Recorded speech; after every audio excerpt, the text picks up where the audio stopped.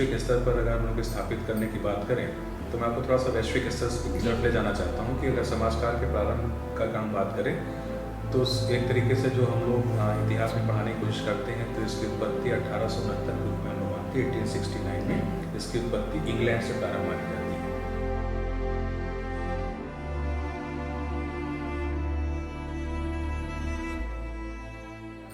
आचरण और सेवा भाव की पहली सीढ़ी हम अपने घर से सीखते हैं। वहाँ हम जैसा माहौल देखते हैं उसी रंग में ढल जाते हैं। जी हाँ, इसी पर हमारे साथ बातचीत करने के लिए आज हम बात करेंगे लखनऊ विश्वविद्यालय के समाज कार्य के विभाग के प्रमुख प्रोफेसर श्रीमान अनूप भारतीय जी से। सर, बहुत बहुत स्वागत है आपका हमारे शो में। Thank you very much. Sir, सबसे पहले तो हमारा एक प्रश्न आपसे ये है कि समाज कार्य विभाग लखनऊ विश्वविद्यालय में इसका क्या इतिहास है और यह कब अस्तित्व में आया? समाज कार्य विषय के बारे में अगर बातचीत की जाए तो लखनऊ विश्वविद्यालय का जो समाज कार्य विभाग है, स्वतंत्रता प्राप्ति के पश्चात सन 1949 में एक डिप्लोमा के रूप में यहाँ पर सोशल सर्विस के रूप में डिप्लोमा शुरू किया गया था, जिसके माध्यम से हम कह सकते हैं कि समाज कार्य की शिक्षा का प्रारंभ या श्री गणेश हुआ। और उस समय 1949 में इस विभाग को पूरी तरीके से ना कहते हुए JK institute of social human sociology and ecology के रूप से एक इंस्टीट्यूट रहा है। उस इंस्टीट्यूट में इस कोर्स की स्थापना की गई और प्रोफेसर राधाकृष्ण मुखर्जी साहब इसके फाउंडर डायरेक्टर रहे हैं।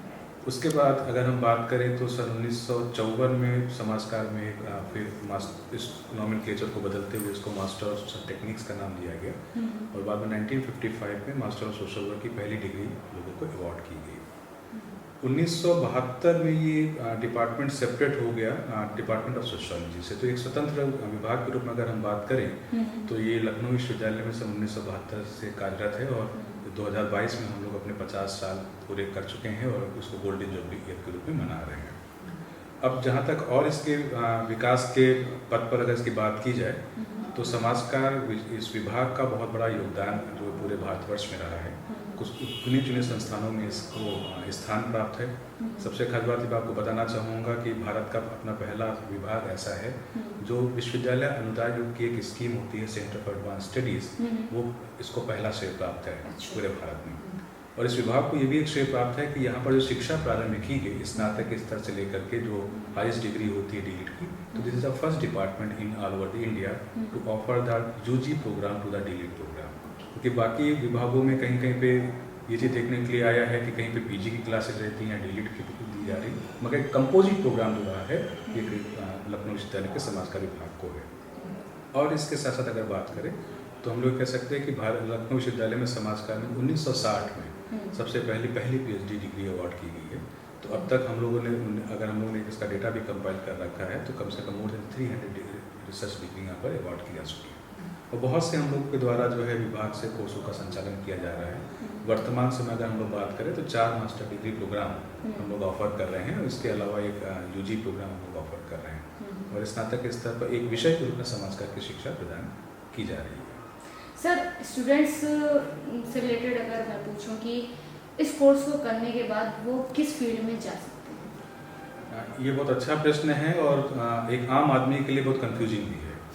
उसका कारण ये है कि समाजकार को लोग क्या काम समझते हैं कि समाजकार एक का मतलब है कि समाज सेवा, कि हम कोई दान दे रहे हैं या परोपकार का कोई काम कर रहे हैं या कहीं पे किसी को भिक्षा दे करके आ रहे हैं या कहीं पे ऐसी कोई आकस्मिक सेवा की जरूरत पड़ जाए तो हम जाकर के उसकी सहायता कर देते हैं, तो उसको हम लोग समाजकार मान लेते हैं। एक आम धारणा है, मगर समाजकार जो विषय है इससे पूरी तरीके से भिन्न है।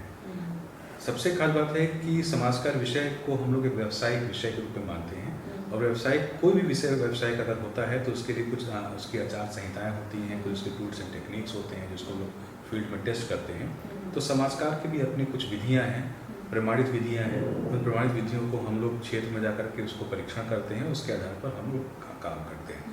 तो एक तरीके से अगर हम बात करें कि एक आम आदमी जो समाजकार को समाज सेवा से जोड़ने की कोशिश करता है तो समाज सेवा तो कोई भी कर सकता है, मगर समाजकार का काम वही व्यक्ति कर सकता है जिसने समाजकार के विषय में डिग्री को प्राप्त कर रखा होगा और वो जाकर के अपने जीवन यापन के रूप में उसका उपयोग में ला सकता है। दूसरी चीज़ अगर बताना चाहूँगा कि इसको अगर दूसरे विषय से अलग करने की कोशिश की जाए, समझने की कोशिश की जाए, जैसे समाजशास्त्र को समाजकार से अलग करने की कोशिश करें, तो हम ये कह सकते हैं कि समाज शास्त्र में जहाँ तक समाज का अध्ययन किया जाता है, सामाजिक संबंधों का अध्ययन किया जाता है, तो वहीं पर समाजकार का काम केवल है सामाजिक समस्याओं का अध्ययन करते हुए जो समस्याएं हैं उन समस्याओं का समाधान प्रस्तुत करना और लोगों को जीवन बेहतर प्रदान करने की अपेक्षा या उनको संयोजन स्थापित करने में मदद करना, जिससे वो अपनी सहायता स्वयं कर सके। तो ये हम कह सकते हैं कि एक अलग तरीके का विषय है जो हर एक व्यक्ति को इस प्रकार से शिक्षित प्रशिक्षित करता है और निपुण बनाता है, जिससे वो अपनी जीवन यापन को बेहतर कर सकते हैं और वो समाज में जाकर के समाज की बेहतरी के लिए काम कर सकते हैं। सर, अगर एक विश्व स्तर की बात की जाए तो सोशल वर्क स्टडीज में भारत को आप कहाँ देखते हैं? भारत के विश्वविद्यालय को आप कहाँ देखते हैं? ये भी बहुत गंभीर प्रश्न है कि भारत को अगर वैश्विक स्तर पर अगर हम लोग स्थापित करने की बात करें तो मैं आपको थोड़ा सा वैश्विक स्तर की तरफ ले जाना चाहता हूँ कि अगर समाजकार के प्रारंभ का काम बात करें तो एक तरीके से जो हम लोग इतिहास में पढ़ाने की कोशिश करते हैं तो इसकी उत्पत्ति 1869 के रूप में हम लोग मानते हैं। 1869 में इसकी उत्पत्ति इंग्लैंड से प्रारंभ मानी जाती है और उसके बाद ये कह सकते हैं कि ये जो अवधारणा रही है वो फिर अमेरिका में 1877 के आसपास मानी जाती है कि वहाँ पर 1870 में इसकी अमेरिका तक ये पहुँचा। और अगर इसको हम बात करें कि भारत में इसकी उत्पत्ति कब रही है तो हम लोग ये कह सकते हैं कि इसका जो एरा माना जाता है वो सन 1936 का माना जाता है और इसलिए माना जाता है कि जो शिक्षा प्रारंभ की गई मुख्य रूप से औद्योगिक क्षेत्र में शिक्षा प्रारंभ करने का प्रयास किया गया और उसमें बहुत प्रमुख स्कूल हम लोग का रहा है जिसको हम लोग sir Dorabji Tata graduate school of social work के नाम से जानते हैं। वर्तमान समय में इसको हम लोग Tata institute of social science के नाम से जानते हैं जो कि मुंबई में स्थित है। तो एक तो ये वैश्विक रूप से अगर देखा जाए तो 3 एरा हमारे बीच में है और अगर इसको भारत से अगर विश्व से की तुलना की जाए तो कहीं पे हम लोग कमतर नहीं है कि अगर कि वेस्टर्न कंट्री जो पढ़ा रही हैं बहुत आगे हैं और हम बहुत पीछे हैं, ऐसा नहीं है। मगर एक ड्रॉबैक देखने को मिलता है वो हमारे लिए है कि वैश्विक स्तर पर जितनी भी विश्व में शिक्षाएं प्रदान की जा रही है तो आपको यह जानकारी होगी कि हर एक व्यावसायिक शिक्षा के पीछे कहीं ना कहीं एक काउंसिल होती है, उसको एक मान्यता प्रदान करती है। जैसे अगर एग्जाम्पल के रूप में हम लोग बार काउंसिल ऑफ इंडिया को ले तो LLB के लिए हो गया या NC national council of education को ले तो BEd का प्रोग्राम हो गया या प्रोफेशनल कोर्सेज के अगर हम बात करें तो AICT है उसको एक काउंसिल उसको अप्रूव करती है। तो ठीक इसी प्रकार से समाजकार की अपनी काउंसिल होनी चाहिए, मगर इत्तेफाक है कि भारत में इस प्रकार की भी काउंसिल की कोई स्थापना नहीं हो सकी। हम लोग बहुत ज़्यादा प्रयास कर रहे हैं, लगातार कोशिश करते ही हुए अभी हमने माननीय राजनाथ सिंह जी को भी हमने एक मेमोरेंडम दिया है कि हमारी काउंसिल स्थापित की है जो एक तरीके से किसी भी पाठ्यक्रम की मान्यता और उसको प्राप्त करने और शिक्षित प्रशिक्षित जो व्यक्ति होते हैं उनको अपना अभ्यास करने के लिए मान्यता मिल सके, इसके लिए काउंसिल का होना बहुत ज़्यादा जरूरी है। तो ये प्रयास किया जा रहा है।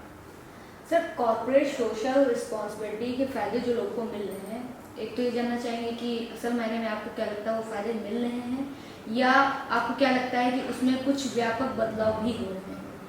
देखिए, जब शुरुआत की थी, क्योंकि आपको CSR के बारे में बताऊं, जो कॉर्पोरेट सोशल रिस्पॉन्सिबिलिटी है वो कंपनी अधिनियम है, उस कंपनी अधिनियम के अंतर्गत संशोधन किया गया। पहले कंपनियां बनती थी, अपने लाभ को कमाती थी और अपना उपयोग करती थी, मगर निश्चित रूप से कहीं ना कहीं एक अच्छे उद्देश्य के लिए इस चीज़ को शुरुआत की गई और ये मैंडेटरी कर दिया गया है कि आप अपने लाभांश का कुछ न कुछ प्रतिशत जो है आप एक सामाजिक उत्तरदायित्व को निभाते हुए लोगों की भलाई के लिए या समुदाय की भलाई के लिए कार्य करेंगे।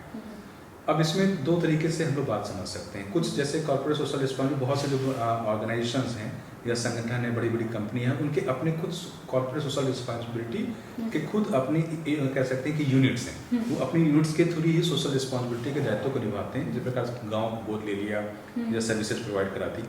और बहुत से ऐसे ऑर्गेनाइजेशन हैं वो क्या काम करते हैं, अपने बिहाफ पर NGO या सिविल सोसाइटी ऑर्गेनाइजेशन को हायर करते हैं। वो उनके बिहाफ पर ट्रेनिंग प्रोग्राम का हो गया, अवेयरनेस प्रोग्राम हो गया, सारी की सारी चीज़ें दी जाती है। तो जहाँ तक अगर बात की जाए तो एक अच्छा स्टेप है और इससे लाभ प्राप्त हो रहे हैं निश्चित रूप से। मगर जो परिवर्तन की अगर बात की जाए तो परिवर्तन एकाएक नहीं हो सकता। परिवर्तन एक बहुत लंबी प्रक्रिया होती है और लंबी प्रक्रिया के होने के पश्चात ही हम कह सकते हैं कि उसके हमको परिणाम दिखाई दे सकते हैं। तो एक अच्छी शुरुआत की गई है और इसका परिणाम निश्चित रूप से सब लोगों को लाभ मिल पा रहा है। हम लोग कहीं ना कहीं विभिन्न प्रकार की परियोजनाओं से जुड़े रहते हैं। तो जैसे HCL के द्वारा भी उनकी एक परियोजना थी, कॉर्पोरेट सोशल रिस्पॉन्सिबिलिटी का उन्होंने अपने दायित्व को निभा रहे थे, तो थर्ड पार्टी इवैल्यूएशन के माध्यम से हमने उनकी परियोजना का मूल्यांकन किया, तो उसके परिणाम हमको देखने को अच्छे मिले। तो एक बहुत से ऐसे हैं जिसके तहत लोगों को लाभ में प्राप्त हो रहा है और बहुत लोग अच्छा काम कर पा रहे हैं। मगर CSR के बारे में बहुत लोगों को जानकारी भी नहीं है कि हमको कैसे अप्रोच करना है, कैसे फंड को जनरेट करना है। तो आज का तो एरा IT का एरा है, इंटरनेट का एरा है, तो सब कुछ जो है गूगल देवता पे उपलब्ध है। वहाँ पे आदमी जाए, देख सकता है, समझ सकता है। नई चीज़ अगर कोई चीज़ क्लियर होती है तो मुझे लगता है कि उस फील्ड के आदमी को एक्सपर्ट से जान करके मिल करके उससे बातचीत करनी चाहिए और हम किस प्रकार से CSR की एक्टिविटीज़ से ज़्यादा जनता को लाभ पहुँचा सकते हैं, समुदाय को लाभ पहुँचा सकते हैं, तो उसमें हम अपनी अपनी भूमिका को सिद्ध कर सकते हैं। सर, हमने आपके बारे में सुना है कि आप यूनिवर्सिटी में प्रोफेसर तो नहीं है, इसके साथ साथ आप सरकार की महत्वपूर्ण योजनाओं के साथ भी जुड़े हैं, इसके बारे में अगर कुछ बताएं। हाँ जी, आप ये कह लीजिए कि मैं प्रत्यक्ष रूप से ना कहते हुए, क्योंकि मैं विभाग का कह लीजिए अदना सा कह लीजिए प्रोफेसर हूँ और एक अपने आप को मैं समाज का विद्यार्थी मानता हूँ। तो हम लोग के कुछ उत्तरदायित्व होते हैं कि कहीं ना कहीं हम लोग कुछ ना कुछ काम करते रहें अपने नॉलेज को अपडेट करने के लिए, अपनी स्किल्स को एनहांस करने के लिए, कहीं ना कहीं जो कैंपस टू कम्युनिटी की जो अवधारणा है कि जो चीज़ हम पढ़ा रहे हैं, लिखा रहे हैं, उसको हम कैसे समुदाय तक प्रसारित कर सकते हैं। तो बहुत सी ऐसी सरकार की योजनाएं, परियोजनाएं रहती हैं जिसमें हम लोग प्रत्यक्ष और प्रत्यक्ष रूप से जुड़े रहते हैं। तो एक तो बहुत बड़ी परियोजना, जैसे आपको याद होगा, उत्तर प्रदेश सरकार के द्वारा विभिन्न प्रकार के जो है एक्सप्रेसवे का निर्माण किया जा रहा है। तो एक्सप्रेसवे में सबसे खास बात होती है कि लैंड एक्विजिशन का काम होता है। तो लार एक्ट है जिसके तहत जो है भूमि का अर्जन किया जाता है। तो उसमें एक स्वतंत्र निकाय की स्थापना की जाती है कि अगर भूमि का अर्जन किया जा रहा है तो भूमि का अर्जन करने से पहले लोगों की सहमति बहुत ज़्यादा जरूरी है। तो उस सहमति में सरकार के द्वारा, जैसे पूर्वांचल एक्सप्रेसवे की बात करें, गंगा एक्सप्रेसवे की बात करें, बुंदेलखंड एक्सप्रेसवे की बात करें, even Lucknow metro rail corporation की भी अगर हम बात करें, तो ऐसी बहुत सी परियोजनाओं में एक सदस्य के रूप में मैंने बहुत सारी लैंड एक्विजिशन के लिए काम किया है। इसके अलावा भारत सरकार की बहुत सी ऐसी योजनाएं हैं जो आपको ट्राईपोर्ट का नाम सुना होगा कि जो बनारस से पटना के बीच में गंगा रिवर की तरफ वहाँ का लैंड एजुकेशन का काम, उसका भी हम लोगों ने काम किया है। और अभी रिसेंटली एक प्रोजेक्ट पे हम लोग काम करने जा रहे हैं, वो है बनारस में संत रविदास जी की जन्मस्थली है, तो उनके नाम से एक बहुत बड़ा पार्क बनना है, तो उसका भूमि अर्जन का काम होना है। तो उसके लिए वो फिजिकल वेरिफिकेशन के लिए जाना है और काम करना है। सर, जैसा कि हम जानते हैं कि सरकारें एक एडमिनिस्ट्रेशन के रूप में कार्य करती हैं और ऐसे में कुछ संगठन समाज कार्य के रूप में इनके साथ जुड़े रहते हैं। आपको क्या लगता है कि वो सही मायनों में अपनी भूमिका का निर्वहन कर रहे हैं? देखिए, किसी भी चीज़ के लिए मुझे लगता है कि कहीं ना कहीं अच्छा उद्देश्य होता है काम करने का, क्योंकि जब काम किया जाएगा तो कुछ अच्छे परिणाम भी मिलेंगे, कुछ नकारात्मक परिणाम मिलेंगे। तो मुझे लगता है कि जो नकारात्मक परिणाम देते हैं उसको कहीं ना कहीं उसको निकाल करके उसको अपडेट करने की ज़रूरत है, अच्छे परिणाम में बदलने की ज़रूरत है। और आलोचना होना तो तय है, जब तक काम नहीं करेंगे तब तक आलोचना नहीं होगी। अब ये है कि सरकार के द्वारा चलाई जा रही विभिन्न परियोजनाओं में बहुत से ऐसे सारे संगठन जुड़ते हैं जिनके माध्यम से वो लोग काम करते हैं। तो बहुत से नॉन प्रॉफिट ऑर्गेनाइजेशंस हैं, बहुत से प्रॉफिट ऑर्गेनाइजेशंस हैं, काम अपना कर रहे हैं। तो हम ये इसको इस तरीके से समझ सकते हैं कि प्रत्यक्ष रूप से कि 500 उंगलियाँ बराबर नहीं होती हैं, मगर उनमें से कई सारी उंगलियाँ अच्छे तरीके से काम करती हैं और मिलजुल कर काम करती हैं। तो मुख्य उद्देश्य तो यही रहता है कि हम समाज को कैसे बेहतर व्यवस्था में ले जा सकते हैं और लोगों के जीवन की गुणवत्ता में किस प्रकार सुधार कर सकते हैं और उनको जीवन के अच्छे जीवन के लिए कैसे हम प्रेरित कर सकते हैं, इन सब का उद्देश्य रहता है। तो सरकार की जितनी भी योजनाएं हैं तो कहीं ना कहीं लोगों की भलाई के लिए हैं और हर संगठन जो आकर के जुड़ता है वो किसी न किसी भलाई के लिए जुड़ता है। कुछ ना कुछ मछलियाँ होती हैं जो तालाब को गंदा करती हैं, तो इस तरीके से कहीं ना कहीं सारी चीज़ें तो कहीं ना कहीं कुछ चीज़ें रहती हैं, मगर हम अच्छे चीज़ के बारे में सोचें और जो नकारात्मक चीज़ है उससे हम सीख लेते हुए उसमें परिवर्तन करने की कोशिश करें, तो मुझे लगता है कि जो एक आदर्श समाज होता है उसकी हम स्थापना बहुत आसानी से कर सकते हैं और लोगों की भलाई के लिए अल्टीमेटली मेरा जो अपना एक मानना है कि भारत के नागरिक एक सभ्य नागरिक बन सकें और अपने अच्छे सामाजिक उत्तरदायित्व का निर्वहन कर सकें। मुझे नहीं लगता कि इससे अच्छा कोई पैमाना हो सकता है और एक राष्ट्र के विकास में अपना योगदान दे सके। सर, आज हम लोग एक डिजिटल युग में प्रवेश कर चुके हैं जहाँ पर इसके बहुत से यूजेस भी हैं तो मिसयूजेस भी हैं। जैसे कि अभी हम लोग देखते हैं बहुत बार ऐसा होता है कि कोई किसी की मदद भी करता है तो उसका भी सोशल मीडिया पे वीडियो अपलोड कर देता है। आपको लगता है कि ये एक सामाजिक कार्य इसे कहा जाएगा कि एक सामाजिक कार्य है, या ऐसा कहते हैं कि वो अपने को ना पब्लिसिटी एक दिखा रहे हैं या लेना चाह रहे हैं? हाँ, ये ठीक है। देखिए, सोशल मीडिया का ऐसा प्लेटफॉर्म बन गया है जो प्रचार प्रसार का बहुत तगड़ा अच्छा माध्यम है। मेरा एक मानना है कि जो सामाजिक माध्यम है, इन सामाजिक माध्यमों का उपयोग उचित तरीके से और व्यवस्थित तरीके से किया जाना चाहिए ताकि इसके लाभ आम जनता तक पहुंच सके। मगर आप सभी लोग जानते हैं जितने सोशल मीडिया पे है मैक्सिमम लोग, जैसे व्हाट्सएप की अगर हम बात करें तो मुझे लगता है कि 95% जो सूचनाएं होती हैं वो फेक सूचनाएं होती हैं। तो एक विद्यार्थी होने के नाते मेरा ये मानना है कि अगर कोई भी सूचना है तो उस सूचना के पीछे जो तथ्य हैं उसको पहले जाना जाए और उस तथ्य को समझने के पश्चात ही किसी सूचनाओं का प्रचारण या प्रसारित करने की आगे उसको फॉरवर्ड करने की कोशिश की जाए। तो एक तो ये हो जाएगा कि हम कम से कम उसके बारे में सही जानकारी मिल जाएगी, और दूसरी चीज़ रहेगी कि हम किसी चीज़ को फॉरवर्ड अगर कर रहे होंगे तो हम उस चीज़ को रोक सकते हैं। अच्छी चीज़ अगर होगी तो उससे वो आदमी का भाग भी हो सकता है। तो एक यहाँ पर हमको करने की ज़रूरत है। दूसरा एक ये भी चीज़ है क्योंकि सोशल मीडिया है मतलब रियल टाइम की बात करता है। रियल टाइम का मतलब ये कह लीजिए कि इंस्टेंट आपको है कि आपने डाला और तुरंत उस इन्फॉर्मेशन डिसेमिनेट होगी। पुराने समय पे प्रिंट मीडिया था, इलेक्ट्रॉनिक मीडिया था कि हाँ छपेगा, लोगों तक पहुंचेगा, एक पेपर को 10 लोग पढ़ेंगे। मगर अब सब सारी चीज़ें पर्सनल हो गई कि हर एक आदमी के पास में मोबाइल है, मोबाइल में आप इंडिविजुअल देख रहा है, सारी चीज़ें देख रहा है। तो एक तरीके से कभी कभी मुझे लगता है कि एक समाज का कार का विद्यार्थी होने के नाते अगर सामाजिक संबंधों के बारे में बात करें, समाज की जटिलता को समझने की कोशिश करें तो बहुत लोगों में एक आइडेंटिटी क्राइसिस होती है। अपनी आइडेंटिटी क्राइसिस को दूर करने के लिए, अपनी पहचान को पाने के लिए वो इस प्रकार का कृत्य करते हैं। और बहुत से ऐसे कृत्य होता है कि एक आम धारणा है कि अगर हम नकारात्मक काम करेंगे तो हमको पहचान जल्दी मिल जाती है। वो हमारा समाज ही एक ऐसा है कि जो नकारात्मक चीज़ें होती हैं उसको हम बहुत जल्दी तुरंत समझ लेते हैं, और जो अच्छी चीज़ें होती हैं उसको स्वीकार करने में बहुत समय लगाते हैं। तो इस चीज़ को समझने की ज़रूरत है आम जनता को भी, और कह सकते हैं कि विशेष रूप से जो पढ़े लिखे लोग हैं, समझदार लोग हैं। मैं विशेष रूप से मतलब कहना चाहता हूँ जो शिक्षित लोग हैं, पढ़े लिखे बहुत होते हैं मगर एजुकेटेड बहुत लोग कम होते हैं। तो एजुकेटेड लोग आदमी हैं उस चीज़ को समझ करके सही चीज़ों को अगर मुझे लगता है कि उसको डिसेमिनेट करेंगे इन्फॉर्मेशन को, तो सही तरीके से सही माध्यम से सही लोगों तक अगर सूचनाएं पहुँचेंगी तो उसका लाभ निश्चित रूप से अच्छा ही होगा, उसका खराब नहीं हो सकता है। सर एनजीओ का क्या प्रारूप होता है, कैसे खुला, मतलब जैसे स्टूडेंट्स के लिए? देखिए एनजीओ को 3 तरीके से हम बात कर सकते हैं। एक इंडियन सोसाइटी रजिस्ट्रेशन एक्ट 1860 है, 1860 में एक सोसाइटी रजिस्ट्रेशन एक्ट बनाया गया। इसके अलावा आपने देखा होगा एक दूसरा तरीका भी और दिखता है जिसको हम लोग ट्रस्ट बोलते हैं। बहुत लोग ट्रस्ट के माध्यम से भी काम करते हैं। तो एक चैरिटेबल ट्रस्ट का भी एक प्रोविजन है, एक अधिनियम है भारत सरकार का, जिसके तहत हम लोग उसमें ट्रस्ट का निर्माण कर सकते हैं और कंपनी एक्ट के तहत माध्यम से कंपनी का निर्माण कर सकते हैं। तो ये 3 ऐसे जो हैं जो किसी न किसी प्रकार संस्थाओं को बनाने में मदद करते हैं। अब स्पेसिफिकली जो सोशल सर्विस की फील्ड में जिसको हम लोग एनजीओ बेसिकली स्पेशली करते हैं, नॉन प्रॉफिट ऑर्गेनाइजेशन होते हैं, उनका जो रजिस्ट्रेशन होता है वो 1860 रजिस्ट्रेशन एक्ट के तहत ही किया जाता है। अब अगर उसको मान के चलिए कि अगर हमको पंजीकरण कराना है तो उसमें बाकायदा पूरे प्रावधान दे रखे हैं कि उसके बायलॉज कैसे डेवलप होंगे। मिनिमम 7 लोग उसके अंदर सदस्य हो सकते हैं, वो बढ़ करके 9 भी हो सकते हैं, 11 भी हो सकते हैं, 13 भी हो सकते हैं, 21 भी हो सकते हैं। ये ऑड नंबर में रहता है हमेशा। ऑड नंबर में इसलिए रखा जाता है क्योंकि ये प्रजातांत्रिक माहौल है। प्रजातांत्रिक में होने के लिए कहीं ना कहीं ऑड नंबर पे होने का मतलब है कि अगर किसी प्रकार से मतैक आपस में नहीं बन पा रहा है तो कम से कम अगर 7 अगर मेंबर हैं तो 4 और 3 का रेशियो रहेगा, तो 4 वाला व्यक्ति जो होगा उसके पक्ष में वो चीज़ चली जाएंगी। तो इसलिए इसको ऑड नंबर में रखने की कोशिश की जाती है कि ऑड नंबर में रहेगा तो कम से कम किसी प्रकार की दुविधा जो है आपस में नहीं होनी पाएगी। और उस अधिनियम को अगर पढ़ने की कोशिश करेंगे, अगर इंटरनेट पर जाएंगे सब कुछ अवेलेबल है, तो उसमें बाकायदा एक पूरी प्रक्रिया दे रखी हुई है कि अब जैसे मान लीजिए कि हम संस्था रजिस्ट्रेशन कराना चाहते हैं तो आप अगर जाएं तो संस्था का आपको नाम रखना पड़ेगा। तो आप एक नाम सोच करके जाएंगे तो सकता संस्था पहले से नहीं रजिस्टर्ड हो पंजीकृत, तो आपको नाम नहीं मिल पाएगा। तो जब भी पंजीकरण कराने जाए तो आपके दिमाग में कम से कम 5-6 नाम ऐसे होने चाहिए कि आपके पास अल्टरनेट नाम हो, कि संस्था का नाम हम इस तरीके से रखने की कोशिश करेंगे।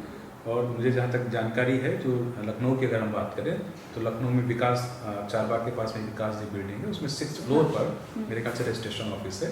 वहाँ पर आप इस रजिस्ट्रेशन की पूरी प्रक्रिया से गुजरता है आदमी, और वो पंजीकरण करा करके अपने उद्देश्यों के आधार पर वो समाज में जाकर के भलाई के काम कर सकता है। सर अंत में हम चाहेंगे कि लखनऊ विश्वविद्यालय के स्टूडेंट्स के लिए आप हमारे शो के जरिए अगर कुछ मैसेज देना चाहें। ये बड़े सौभाग्य की बात है कि लखनऊ विश्वविद्यालय का मैं एक विद्यार्थी भी रहा हूँ और एक शिक्षक के रूप में भी मैं यहाँ पर अपनी सेवाएं लोगों को दे रहा हूँ। तो मैं कह सकता हूँ कि इसलिए कि एक विद्यार्थी जीवन की अगर परिप्रेक्ष्य में बात की जाए और एक शिक्षक जीवन के परिप्रेक्ष्य में अगर बात की जाए और आज के परिप्रेक्ष्य में अगर हम लोग बात करें तो आप जानते हैं कि लखनऊ विश्वविद्यालय को NAAC के द्वारा A++ ग्रेड मिला हुआ है, और A++ ग्रेड को पाने के लिए बहुत मेहनत करनी पड़ती है, और इस मेहनत के पीछे कहीं ना कहीं अल्टीमेटली अगर हम बात करें तो हमारे विद्यार्थियों का योगदान रहता है। क्योंकि अगर विद्यार्थी अगर नहीं रहेंगे तो शिक्षक नहीं रहेगा, विश्वविद्यालय नहीं रहेंगे, संस्थान नहीं रहेंगे। विद्यार्थियों के लिए मैं आह्वान भी करना चाहता हूँ कि आप लखनऊ विश्वविद्यालय को आएँ, पढ़ें और इस मानसिकता के साथ में आएँ कि आपको अपना कैरियर बनाना है। क्योंकि बहुत ज़्यादातर मैंने अपने अनुभव से 20-22 साल का जो मेरा अनुभव हो गया है एज ए शिक्षक के रूप में, मैंने देखा है कि बहुत से बच्चे केवल एक परंपरा को निभाते हैं कि हमने इंटरमीडिएट कर लिया है, फिर स्नातक करेंगे, पर स्नातक करेंगे, पीएचडी करेंगे। ये चीज़ गलत है। आपको अपनी क्षमताओं को पहचानिए, अपना स्वयं का मूल्यांकन करिए और अपनी इच्छा के अनुसार आप किसी भी पाठ्यक्रम में प्रवेश लीजिए और उस पाठ्यक्रम को सही उपयोग करते हुए अपने कैरियर को निर्माण करने की कोशिश करिए, जिससे एक अच्छे स्वस्थ परिवार का, एक स्वस्थ समाज का और स्वस्थ राष्ट्र का निर्माण हो सके। सर बहुत बहुत शुक्रिया हमसे बातचीत करने के लिए। थैंक यू, बहुत बहुत धन्यवाद। आप देखते रहिए अतिथि उवाच कौशिकी के साथ।